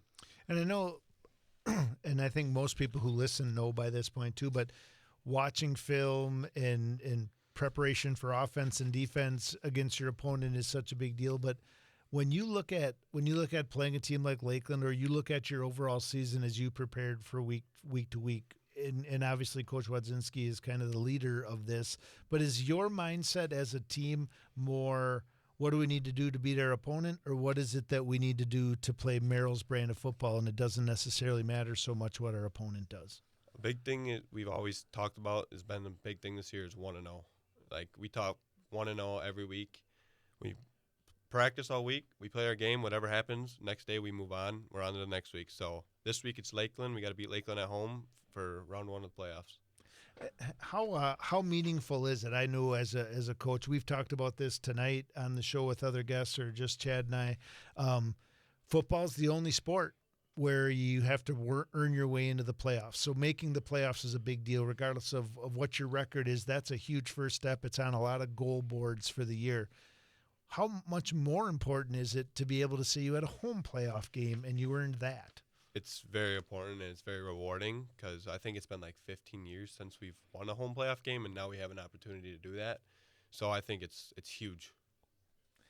What are the biggest things that your team has to do in order to be successful on Friday? We got to be locked in, uptight, up above. I mean, you can't go into any week thinking, oh, we're going to blow them out, or oh, they're good, so we're going to lose, or they got players back. That just go play football. Is that making sure that happens? Is that something that you and the other seniors take upon yourselves to make sure each night in practice, when you get to Friday morning, when you get to Friday at lunchtime, when you get to Friday afternoon and start thinking about the game? Is that you guys, or is that more on the coaching staff? I would say it's equal. I mean, you see the coaches throughout the day at school and stuff, and they're always talking about it. But you can just tell, like, in the locker room, when you walk in Friday after school for game, it's just you can tell everybody knows it's game day. Like, there's not as much monkeying around, and they're locked in. Anything else for Hunter before we get to our final question? No, just congratulations on a great season. Congratulations on your role of bringing this football program the last 2 years back to where it is. Congratulations on a great game last Friday. That's one you'll remember for a long time, and best of luck this Friday. Thank you. And our final question we always ask of our student-athlete guests is that, especially for seniors who are multi-sport athletes, based on what you've learned over the years since you started your high school athletic career, based on the experiences you have, when you see maybe a freshman is just starting their journey with Merrill football or Merrill wrestling, what piece of advice would you give them? Take it all in. It goes by so fast. I remember my freshman year, Coach Wad writing up a bunch of numbers on the board, and he ended up explaining that those are the amount of guaranteed playing minutes we had left. And I got 48 left, so I got to play. Awesome. That is so very true. Very good advice indeed. Hunter Opper, again, congrats on all the success you and your teammates have had so far this season. Best of luck as you take on those Thunderbirds at Jay Stadium on Friday night. And thanks for coming again from Merrill here to Wausau to join us tonight. Thank you. We're going to take a quick time out, then we're going to start looking at some of these brackets coming up, including Merrill against Lakeland and a whole bunch of other games as we continue here on 98.9 WXCO.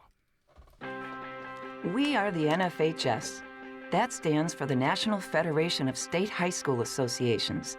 But really, what we stand for, together with the WIAA, are the 178,000 high school sports students in Wisconsin. And so we stand. We stand for the runners, soccer and basketball players. We stand for their coaches, administrators, and officials. We stand for the swimmers, football players, and wrestlers. We stand for the golfers, softball, and volleyball players. We stand as the national leader and advocate for high school athletics and all who participate in them and make them possible. Because it is our purpose to ensure that high school students get to play, perform, and compete together. To learn more about who we are and what we stand for, visit nfhs.org. Are you passionate about local high school sports? So are we. WXCO 98.9 FM is proud to be the only station in Wausau bringing you live, play-by-play coverage of high school sports, game after game, season after season. But we can't do it alone. We are currently seeking local sponsors and community partners who believe in the power of sports to bring people together, inspire youth, and energize our hometown pride. Promote your business, support our local athletes, be heard by thousands of loyal local listeners. If your business is interested in supporting live sports broadcasts while gaining valuable exposure, now is the perfect time to become a WXCO sports sponsor. Message us on our Facebook page or call or text our sales rep, Aaliyah, at 608-573-1597. That's 608-573-1597. Let's keep Wausau High School sports on the air together.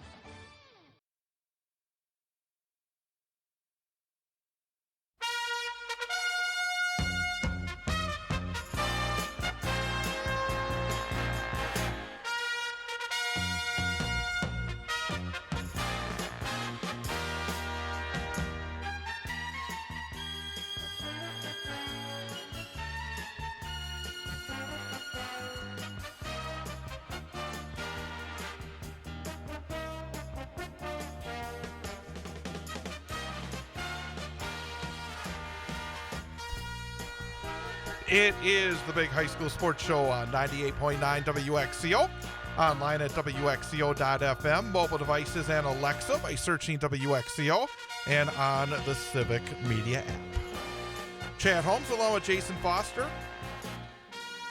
Two very good guests again tonight. I thought Coach Diethelm gave us a lot of really good information about A-Player and his Athens Blue Jays as they go into a road game against Lena St. Thomas Aquinas, again, a team that made it to the state championship game a year ago.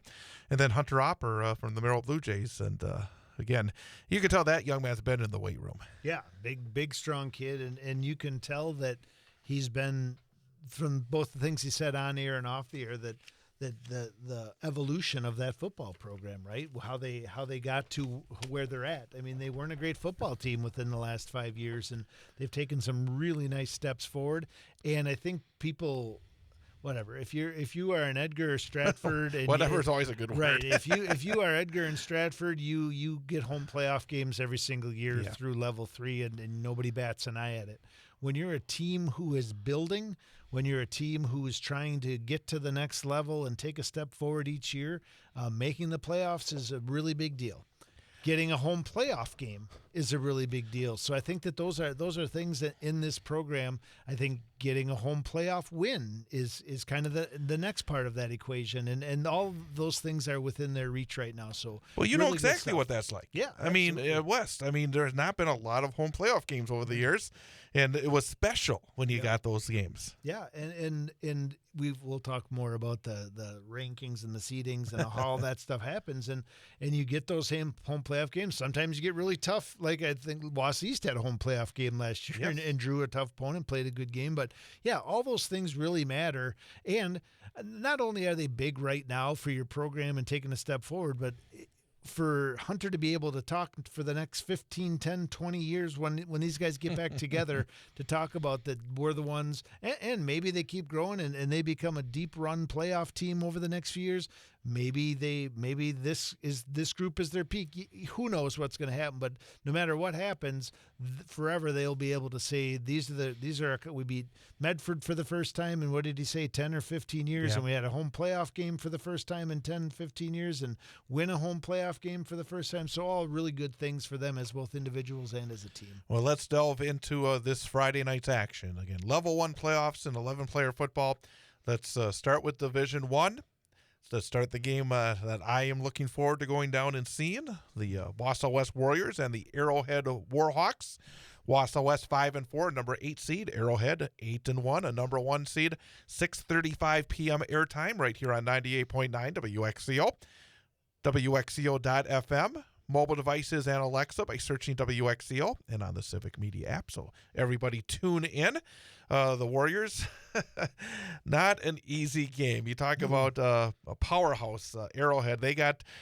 I'm almost want to try to sneak in and see all those trophies because they have 6 state championship trophies and a huge challenge for Wausau West. And this year's been a little odd for the Warriors. They won all their home games. They lost all their road games.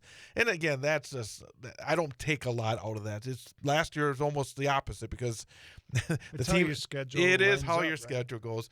But for Wausau West, I mean, you got Cooper DePoit, who's been running the ball well recently.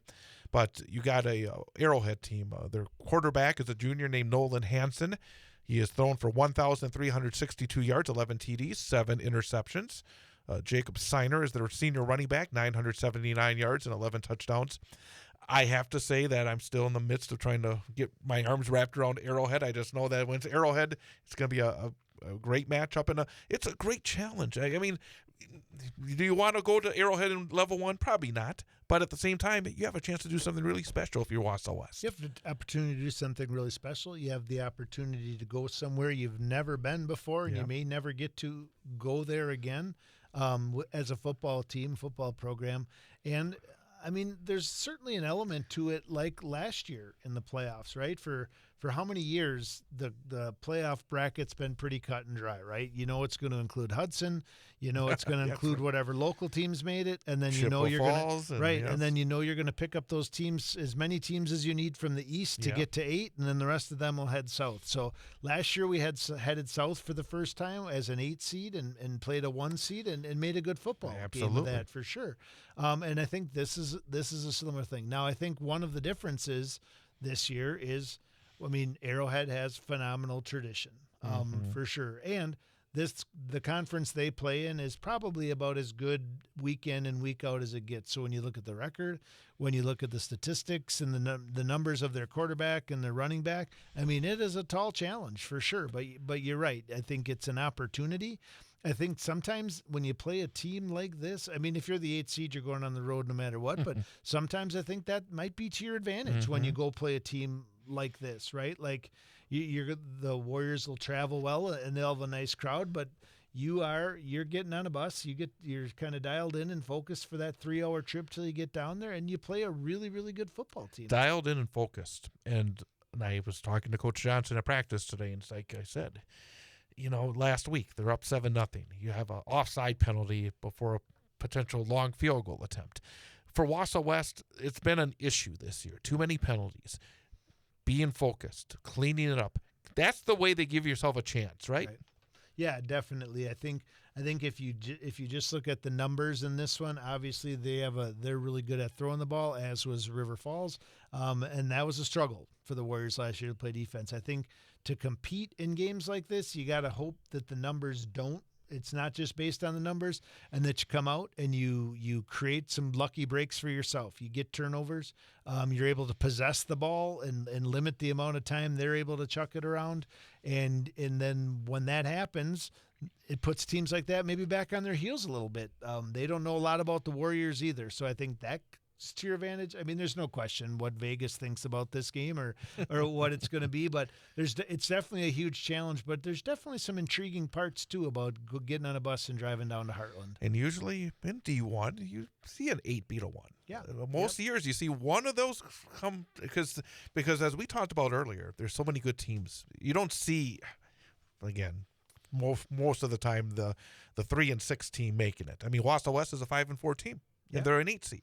I mean, you don't have soft touches in Division I. No, absolutely not. And we talked about too, like when you look at the brackets, and you and I have talked a lot today, so I can't remember if this was on the air or off the air. So if I'm repeating myself, I apologize. No. But like one of the tall challenges about D1 in some of these matchups is, these over 500 teams are the 8 seeds. In some of these other brackets, teams with 2 and 3 wins are 6 and 7 seeds. And one of the toughest things about Division I is the best teams who rack up those competitive balance points have nowhere to go, so they stay in Division I. But the best teams in Division II who rack up those competitive balance points, they bump up to Division I. Yeah. So it kind of squeezes some of those lesser teams out, and that's what you want, right? You want the best possible teams making the playoffs, but it certainly creates a greater challenge for sure in Division I. But that's not really fair for the team like Stevens Point that doesn't make the playoffs. Yes, I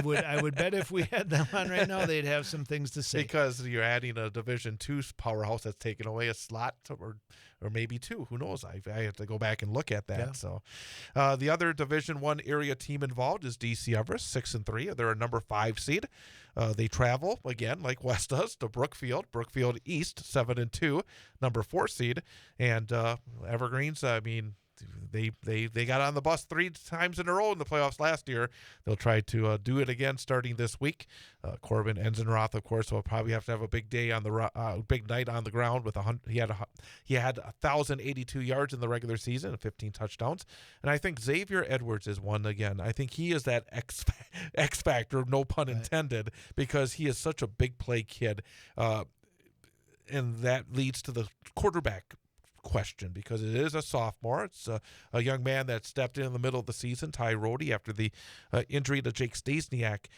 I think that once you get to the playoffs, a guy like Xavier Edwards is one of those difference makers that Everest is going to have to use, and I think use quite a bit. Yeah, I think you hit it on the head. He's definitely an X factor. He's definitely their best athlete right now. Has been the whole year. I'm going to go on and play really important football and run track in college. The question is, can their sophomore quarterback get him the ball, have enough time, and give him the ball enough? I mean, what are the strengths of DC Everest this year? It's their line play. So, I mean, that can certainly help a young quarterback. And he's not as young as he was when he entered the game in week 3 or 4 or whatever it was, right? He now has 3, 4, 5 games or 5, 6 games under his belt, and he is more of a seasoned veteran than he was then. So he's definitely learned some things along the way. Obviously, a team like Brookfield East knows who Xavier Edwards is and is going to have a game plan for him.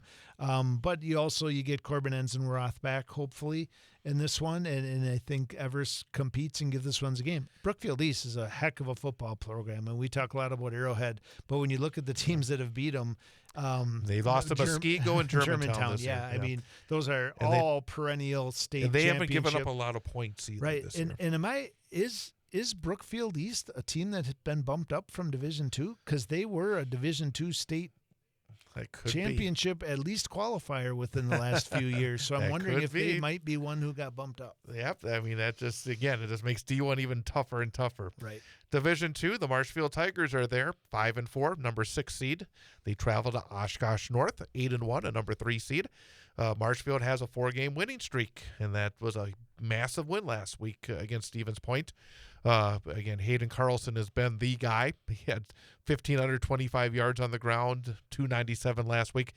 But again, as we've talked about all year, it's been this split of the quarterback play for the Marshfield Tigers. They have to get good quarterback play once you get to this level. Yeah, definitely. Obviously, what's been the strength of their team down the stretch here has been their ability to run the ball and play solid defense, which obviously is a good recipe for playoff football. But you cannot win at this level in these types of games without the ability to at least throw the ball somewhat, because the team can shut down the run if you don't have an answer for that or an ability to keep 8-9 guys out of the box. It's going to be a long road. Oshkosh North, who obviously has a ton of tradition, hasn't been a great football team in recent history, but certainly has a history of state championships, appears to be playing really good football and has had a great season. So tough one.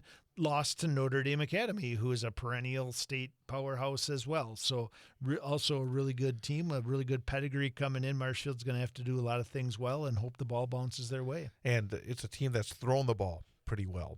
Their quarterback and receiver combination has been very, very tough Defense has allowed 13 or fewer points in 7 of their 9 games. It breaks the question when they talk about these teams that have been really good defensively or who like to throw the football. We have not had weather be a factor this year. Right. I don't know if it's going to be a factor Friday or not, but for a team, I would imagine for an underdog, you wouldn't mind having a little weather involved, would you? No, I think so. I think any little advantage you can get. I assume this game's at Titan Stadium. Yeah. If they're going over to Oshkosh, so a big venue, right? Marshfield obviously has a beautiful venue as well, but all of those things, and you hope that you can find a couple things. I think it's definitely supposed to be cooler in that fall weather, but I think it's supposed to be a nice day if I'm not mistaken, as far as sunshine and clear. But yeah, I remember when West went down last year. On the road for their playoff game. That was one of the first really cold and super windy nights, and I think that certainly worked in the Warriors' advantage last year. What about Marshfield? 4-game win streak. I mean, I think we did not think that they were going to stay where they were early because they did have tough games, but that quarterback issue kind of hung over me. I was wondering if they could get past that.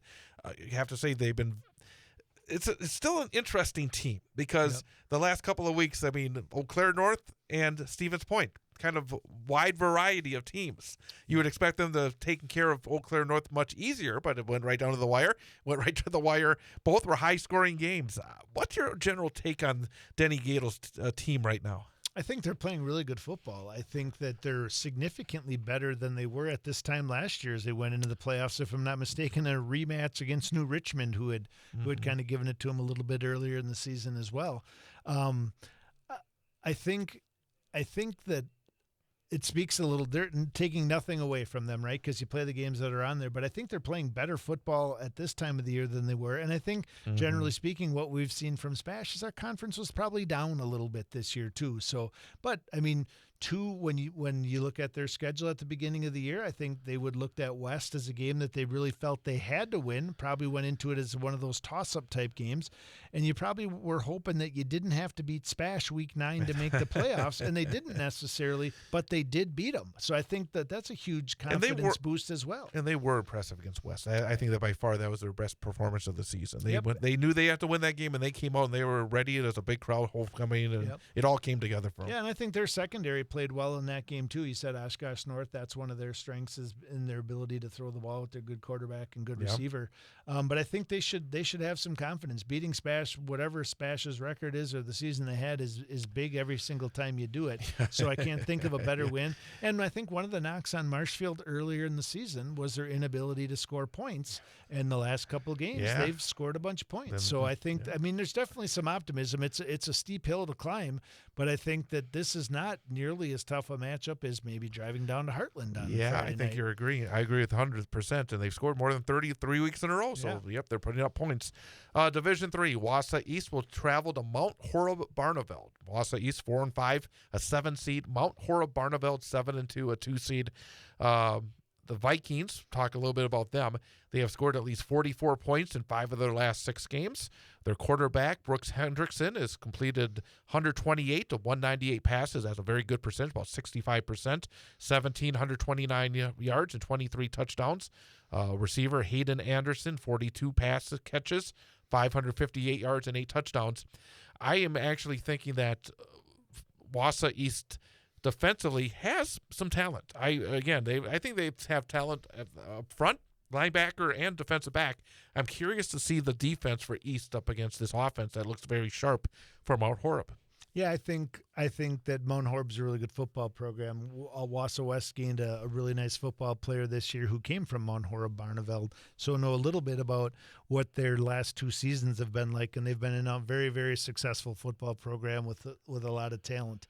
I think the one thing that I think East is a little bit untested because we're not quite sure what has happened in that conference, right? We're not exactly sure how good the Mosinese and the one point I'll make real fast is that Logan game early in the season. They were still healthy, and East gave them a game right down to the wire. Maybe that because that's really the one because the first game against Westby, that's not a game that I think you can compare to Mount Horeb. Right. But I think untested is probably a pretty good word to put on it. Yeah, so I think this is a good test for them. I think it's a pretty good bus ride. down to Mount Horeb, Barneville. I'm not sure which place it's in at. Mount Horeb. Mount Horeb, okay. But yeah, I think it's a tall challenge for him. I think when the other thing is, I think you said they have some talent in their secondary, kind of at all three levels, but I don't think they've seen a quarterback who's thrown for 1,700 yards and 23 touchdowns. So Meverden is a player that has got good ball skills. He's had a few interceptions this season. That's the one thing that when I was putting it together, I was thinking that maybe a kid like Caden Meverden, we think of him offensively, but I also think that defensively, somebody like him could make one of those plays that can be one of those 14-point plays, basically. Right. When you look at games like this and when there are upsets, it usually comes down to turnovers, right? A team that's highly favored turns the ball over 2, 3, 4 times in a game, and if you throw it a lot, and if East is able to throw something at them they haven't seen recently, and some maybe they take it for granted when they look at East's record and know they're going on the road. So there's definitely some factors that work themselves into this game. East is going to have to go play a really good football game because Mount Horeb Barneveld's a good team. And I know they're very high on their sophomore quarterback Cam Rye, but this is going to be a great test for this young man. They think of him as a very mature sophomore, calm presence. This will be a real test for him. And I think it'll be a great experience for him no matter what. Absolutely. As he moves forward in the next 2 years. Right. And Mount Horeb averaging 44 points a game. You're going to have to score a lot to kind of keep up. I mean, I look back to the game last week against River Falls. Oh, boy, those are scary offenses. Even if you're able to slow them down a little bit, you got to score a lot of points to beat a team like that. And that was a really tall order.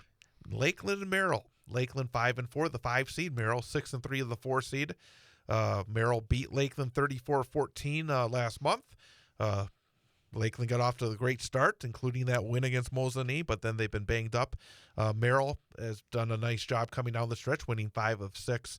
It feels like a tough spot for Lakeland, but I'm again, when you hear, they know this in the locker room. The mental aspect is so important, I think, in a game like this. Yeah, for sure. And we've talked about it with our guests. We've talked about it off air.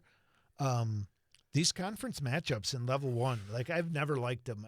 I've never liked them. I've never liked them at all because as familiar as you are with them, they are with you. And normally the games are never the same. Nope. I mean, even a couple years ago when West played Spash, the first game West had a terrible night turning it over. The second time they moved it up and down the field, put up 30-plus points, had a big lead. I mean, the game is never the same. Correct. And like we've talked about all year, right? Injuries play a role. Like the team you saw 2, 3, 4 weeks ago might not be the same team. Yeah. And a lot of playoffs make a difference too. So I think this is a tough matchup. I think Merrill's playing good football. I think they're in a really good spot to kind of get a great home win and move forward to level 2 in the playoffs.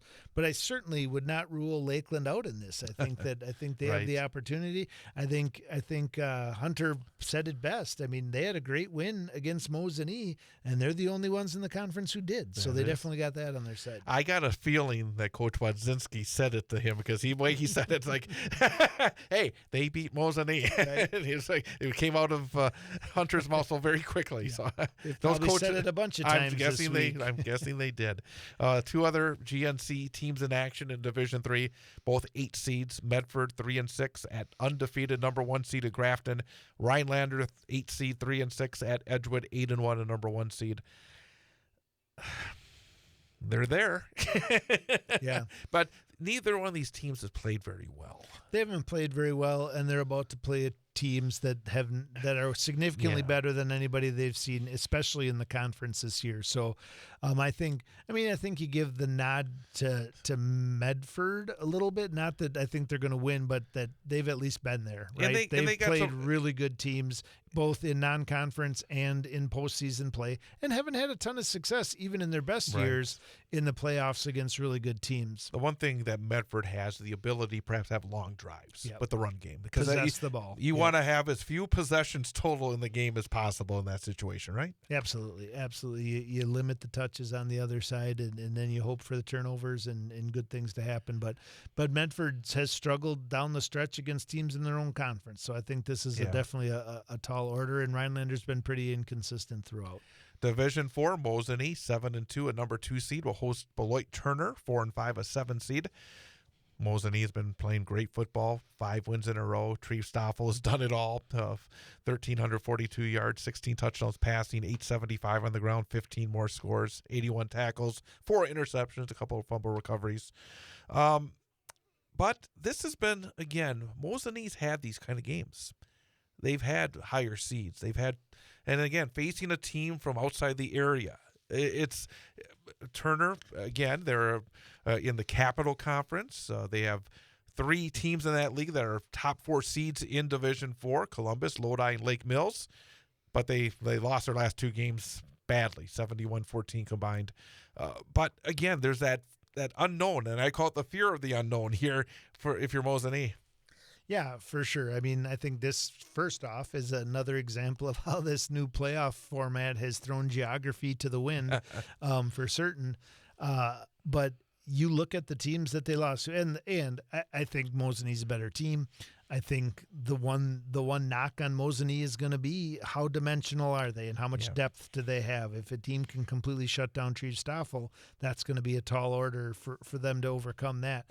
But when you look at those teams in that conference, I mean, Columbus, perennial powerhouse. Lodi has won a state championship in the last few years. Lake Mills has won a state championship. So that is you look at a team that has 5 losses, and if 3 of them are against teams who've been in the state championship game in the last 3 to 5 years, and I think also a school that draws from a much larger population than just if you take a private school in a very small community that has other big high schools. So definitely, I mean, Turner's definitely probably no slouch, but I think Mosinee's playing really good football and has earned their 2 seed and should definitely be favored in this game. Division 5, Tomahawk, number 1 seed, 8-1, takes on Omro, 3-6, the number 8 seed.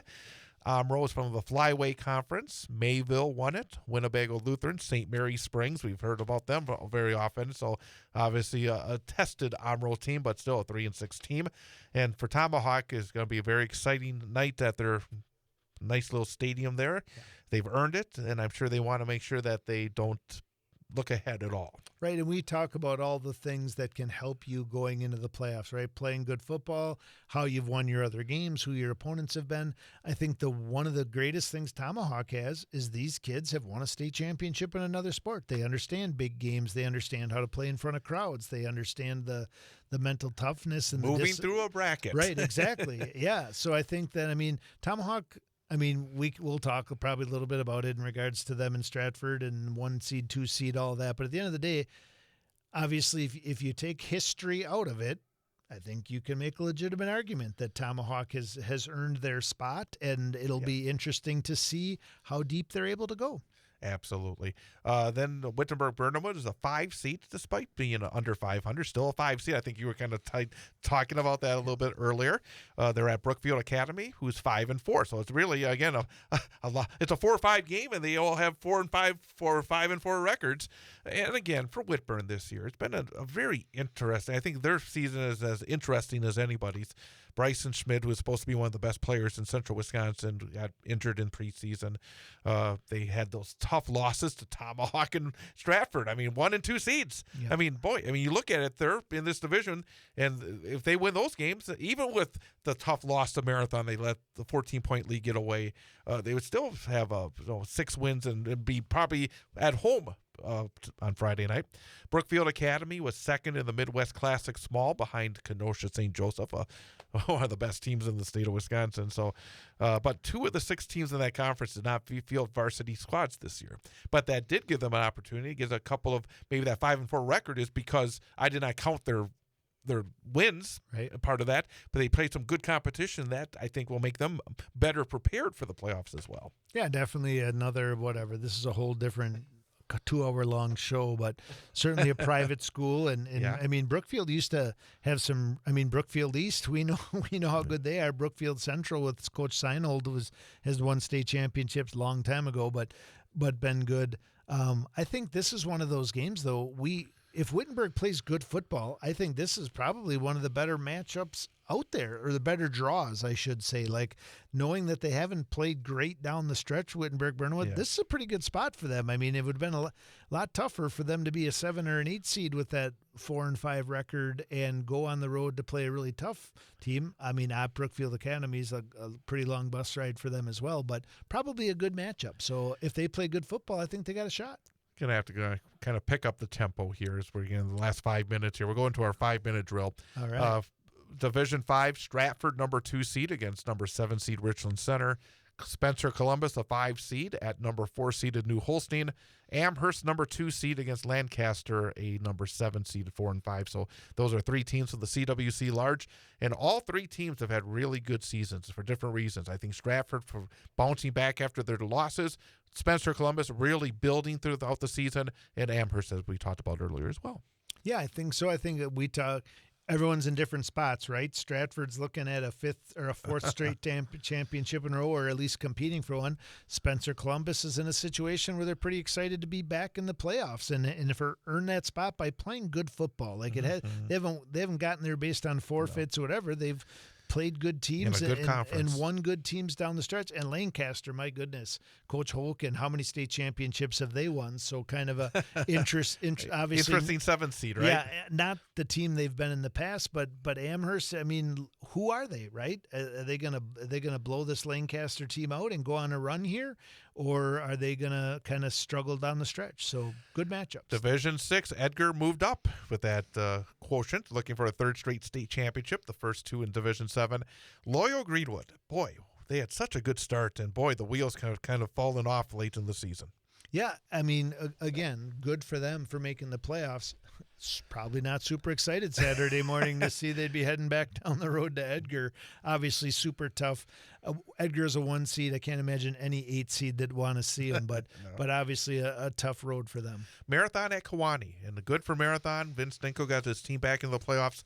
It probably hurt them losing that game last week, despite being a big edge against Spencer Columbus in the yardage, and they have a tough one against Kewanee. Yeah, Kewanee, really good. The Storm, right? Really good program, really good athletes, strong history, so tough road for them, but great job getting back into the playoffs, and we'll see what happens. It's really interesting to see Abbotsford as a 6-3 team be a 7 seed, and they play Mondovi, who's 8-1. They should be 9-0, because I think if you're watching the bracket show on Saturday, their one loss was to Regis on a Hail Mary. They should be 9-0, the number 1 seed. This is a really tough one for Abbotsford, and the last 2 weeks have been tough ones for Abby with the Auburndale shutout and then the Edgar shutout. Yeah, I mean, traditionally they run the football really well, and you have a lot of confidence going into the playoffs. They have not done that necessarily the last 2 weeks. And Mondovi, not only 8-1 team, probably should be 9-0 this year. They've been good for quite a while now, too. So strong program, playing really good football, tough matchup for Abby. And the rest of the CWC Merrillwood teams, D6, Wyowega Fremont, a number 5 seed at 5-4 at 4th seed at Cambridge. Auburndale 8-1, a number 3 seed, which may be a little bit low, but they take on 5-4 Crandon, who is a number 6 seed. And Division 7, Assumption 3-6, an 8 seed at undefeated number 1 seed Cochrane, Fountain City, and Pittsville. Again, they played well coming down the stretch, but they have Hilbert, number 2 seed on Friday. Yeah, Assumption, last year's an 11-man team and making the playoffs. I mean, nice memory for them. I don't know how much of a nice memory that game will be on Friday, however. Maybe not the game. Maybe just making the playoffs is the memory. That's right. We got, about a minute and a half to go here. I guess, again, as you look at the playoffs as we go into it, what are the things that you're looking at? Is there anything in particular that you're excited about? Anything that, in terms of maybe big picture that you'll be looking at? Yeah, I think big picture, I think we're still trying to figure out what this new playoff seeding means. And there's a lot of unknown matchups in this, right? We usually, and some years we complain about those conference matchups, and you shouldn't have to play somebody from your conference again right away or whatever. And for the most part, that's not happening other than in a couple instances through here. So maybe that makes it better, but it certainly makes for some really tough matchups as well. So I'll be interested to see how teams from this part of the state travel or host and stack up against teams from other part of the state, even like the Mosinee game, right? Yeah, I mean, they're hosting a team that has to get on a long bus ride. So different, but I think no less interesting or exciting to kind of look towards the outcomes on Friday night. Every game is going to be exciting in some way. Yeah, I mean, there's going to be some scores that are not going to be fun. Yep. But I mean, I'm so looking forward to going to Arrowhead on Friday. I mean, that's so much fun, and I'm sure the guys are all looking forward with the Wausau West team as well. What a great opportunity! Yeah, absolutely. When you look at the 8-1 seeds and how tough, and people kind of make some complaints in basketball, we have 16 versus 1 seeds early on in those matchups. So. All right. Well, we'll look forward to a great level 1. We'll talk about everything going on in level 2 next week, but we'll see you then. Sounds good. Enjoy the fall weather.